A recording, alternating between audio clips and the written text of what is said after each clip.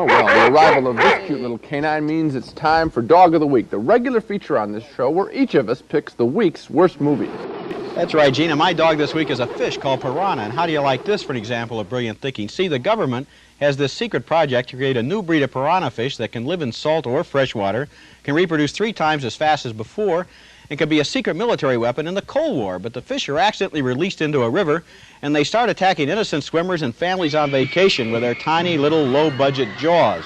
Well, my favorite scene is when a victim is in the water, being eaten alive by millions of piranha, and Kevin McCarthy comes to the rescue. Now, how does he come to the rescue? By diving into the water, naturally, and swimming toward the piranha. That's really great thinking, right? Next, they'll probably make a rip-off of the Towering Inferno, in which one guy jumps off the building and another guy jumps off to catch him. Roger, my Wolfhound of the Week is a totally unfunny movie called Up in Smoke, featuring the hippie comedy team of Cheech and Chong, playing a couple of dope fiends trying to buy some marijuana and having a tough time finding the grass. Up in Smoke is being advertised with the slogan, "Don't go straight to this movie." The implication being, get half bagged on marijuana first. Well, any film that asks you to get smashed before you go see it must have something really bad to hide. And in Up in Smoke, it's the dialogue, which is 80 minutes of 2 jerks saying nothing but, "Hey, man." Hey, man, how far you going, man? Oh, right here it'd be fine, man. You ain't not scared of a little speed, are you, man? Oh, you got some speed, man? No, I don't got no speed, man. Hey, you know what I do got, though, man? I got a joint, man. You know, a lot of reactionary types have been saying for years they'd like to punch out a hippie. This may be the first picture to give them a legitimate excuse. You said it, man. They're dead.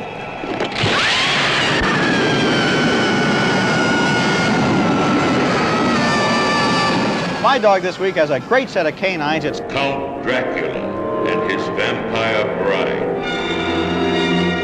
The vampire is played by Christopher Lee, and he has great taste in necks. After a little coy necking with his bride-to-be, he puts her on a sacrificial altar in a phony ceremony that looks like a cut-rate 4th of July. Hollywood has a lot of new vampire movies coming out in the works, and I believe me that they got to be all uphill from here. Christopher Lee, Peter Cushing, the ultimate horror is revealed as the 2 masters of menace grapple for the souls of the living and the dead.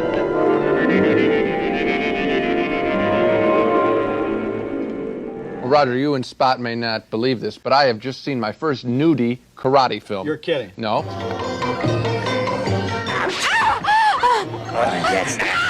The film is The Bod Squad. 5 nubile Western girls are sold into slavery in Asia, where they are bought and sexually abused by some Oriental bad guys. Their specialty, violent massage to the brain as they bump and grind their way to freedom. Most laughable is that one of the girls falls in love with a nice Oriental guy named Ho-Ho, a regular ding-dong. And a great moment in movie history comes when this girl says with a straight face to her boyfriend, "I love you, Ho-Ho."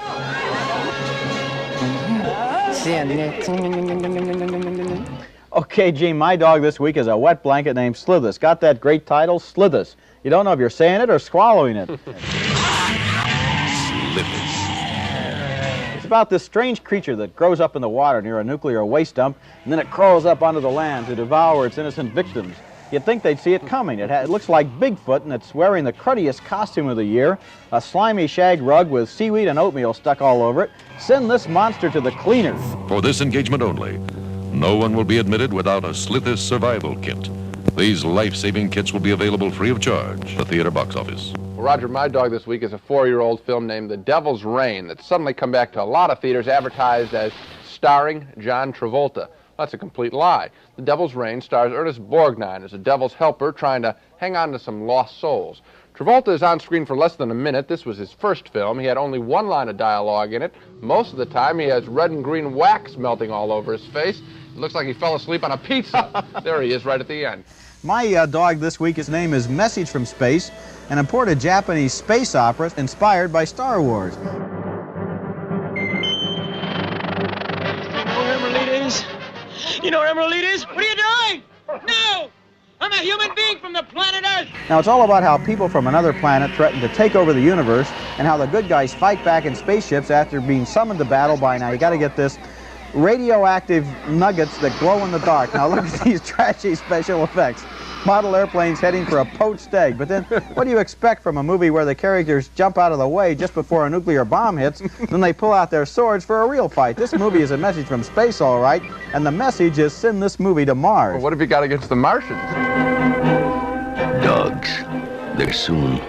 Will you be ready? My Dog is called Dogs. That's right, Dogs, a would-be thriller about a bunch of California canines who go berserk one day and start attacking people. Dog features all kinds of mongrels jumping around and biting people. Why does the town in this movie become a mailman's nightmare? I'd like to tell you, but the movie never explains it. It's just something in the air, something to do with a nearby power plant. Norton, as the president of this college, you have the responsibility of the lives of everyone here. 2 people have been killed already. One of them a student. By what? It's terrible, yes, but you have no evidence it was done by dogs. Well, you like to see flesh chewed off humans? Well, maybe you need a rabies shot more than you need to see Dogs. By the way, Dogs is a 2-year-old movie being brought back to some cities now with a huge TV ad campaign. So be on the lookout. Don't let the ads for Dogs put the bite on you. Put the bite on you, not Badgie.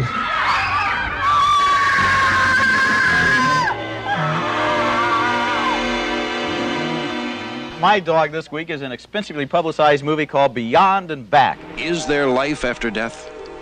Is there a heaven? How does it feel to die?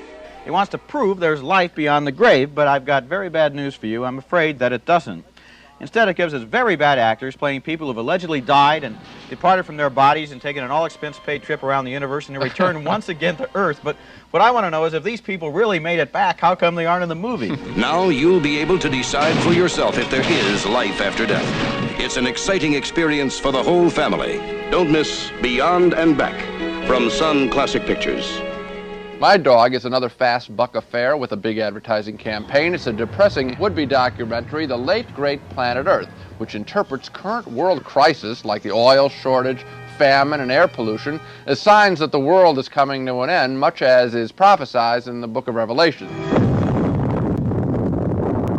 In other words, you can pay up to $4 to see this movie and walk out of the theater feeling thoroughly depressed. Is our planet truly in mortal peril? Orson Welles serves as narrator, but even he can't sell this bilge, which speculates that we're all headed toward the end of the world, with the signals being the founding of Israel and the European Common Market. The stage will be set for the final battle of history, the fulfillment of the prophecy of Armageddon. It's later than most people think. My Dog this week is called The Stranger and the Gunfighter, and it's sort of a United Nations of schlock. It stars a Chinese kung fu expert, an American cowboy, and a spaghetti western. The kung fu expert has been sent to America to find out what his dead uncle did with a fortune in gold. Well, it turns out that the secret of the gold has been tattooed on the bottoms of 4 of the uncle's girlfriends. And so the Chinese guy and the gunfighter team up to find the girls and get to the bottom of things. Oh, no. Don't get offended. But he just wants to see your, And there are lots of phony kung fu fights and boring gun battles, and you know, this film has a little something to disappoint almost everyone. Roger, My Dog is Secrets, a confusing, supposedly meaningful English love story that is being billed in some cities as a new film starring Jacqueline Bisset, the beautiful star of The Deep and The Greek Tycoon. Well, Secrets isn't a new film. It was made several years ago, and the only reason it's being brought back to theaters now is that Bisset has a sex scene in the movie where you can see her naked body. She made it before she became a star, and now some Sharpie distributors are trying to capitalize on her bare chest. The film otherwise is thoroughly confusing as it examines secret love relationships, but the real secret in Secrets is that the film is a completely phony ripoff. It's not new. My Dog this week is Debbie Does Dallas, an X-rated hardcore porno film that rips off everybody's favorite pro football cheerleaders, the Dallas Cowgirls. The movie, needless to say, has nothing to do with the Cowgirls, but it got a lot of publicity when the Dallas team sued for infringement of copyright. And believe me, copyright is the least of the things that are infringed on in this movie. You know what happened to Nancy Kwan? She's the star of Wonder Woman. Wonder Woman is new action. Wonder Woman is new excitement, new adventure. Blasting the screen at a pulse-pounding pace that never lets up. In the film, Nancy Kwan plays a crazy surgeon who runs a multi-million-dollar body shop, and I mean literally a body shop. She and her henchwoman kidnap famous athletes and surgically attach parts of their bodies to rich old men who are about to kick the bucket. Increase the cortex control anesthesia to the 4th level. Yes, Dr. Sue, on the 4th level. Of course, she charges them an arm and a leg. Oh. Now here you see her right-hand girl who's about to get her a right leg. Well, Mr. Howard, ultimately you will end up here. That's my bronchoscope. A what? My vital organs vault. All usable, stored in a matter of moments by high-frequency sound wave. What an outrageous story. You might say this is one that really goes out on a limb.